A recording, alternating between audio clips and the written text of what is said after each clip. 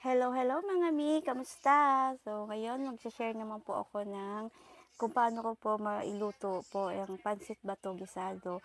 First time po ako magluluto ng pansit bato gisado na bigay ng aking kapitbahay.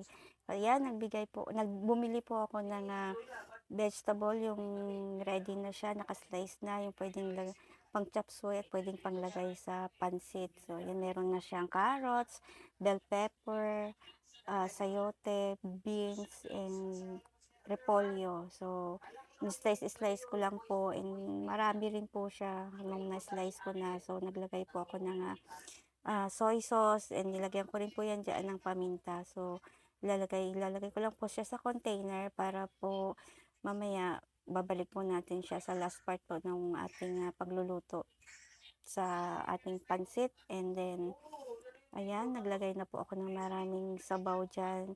Tinimplahan ko na po yan ng oyster sauce, soy sauce, ah, cubes, and paminta.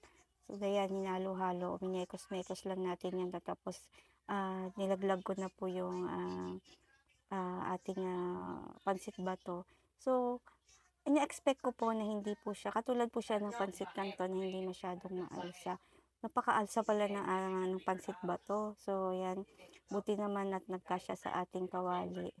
At nilagay ko na po yung repolyo at saka yung vegetable na niluto ko kanina para po ah, hindi po, para po mahalo.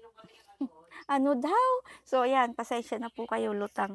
So, ayan, nilagay ko na po yung ating gulay and sa last part na po yan ha.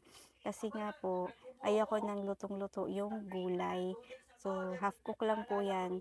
And then, lalo na po yung ating repolyo. Kasi po, pag masyadong luto po yung repolyo is madali pong mapanis po yung ating pansit. So, ayan, lutong-luto na siya, pinatay ko na po yung apoy sa mga puntong yan, and then, gusto ko po sa pansit yung medyo saucy pa, so ayan.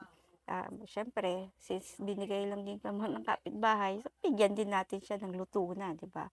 So ayan, bigay po ako diyaan, and papartneran lang yan masarap pong partneran yan ng tinapay. So, marami pong natira. And then, nagdala pa po sa office po yung aking bunsong anak niyan. Yan din po yung inalmusal ko. Bili po ako ng pandesal, and then ininit ko lang siya. And hindi po siya, ang maganda po sa kanya, hindi po siya lumalabsak. So, ayan, ibibigay na po natin sa ating kapitbahay at ako'y kakain na rin. So, thank you sa panonood!